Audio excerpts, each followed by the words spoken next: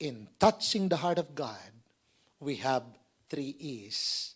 Endure problems. Kung may problema, tiis lang. Tiis lang pag may problem. Huwag bibigay. At tayo, katulad ni Hannah, huwag mag-give in sa nararamdaman. Bakit yung problem ni Hannah ay merong tao na pinuprovoke siya? Hindi niya sinugod yung taong yun. Hindi siya nakipagsabunutan. Hindi siya nakipagsigawan.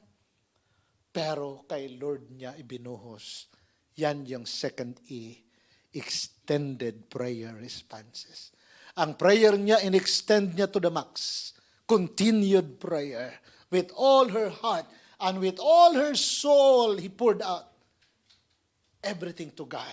Hanggang sa siya'y na-release.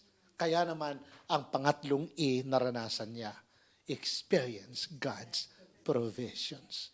Mga kapatid, the same God that we are worshiping, that we are serving, is our God today. The God of Hannah is your God and my God. Sa Kanya lang tayo lumapit, and we will be able to touch her heart.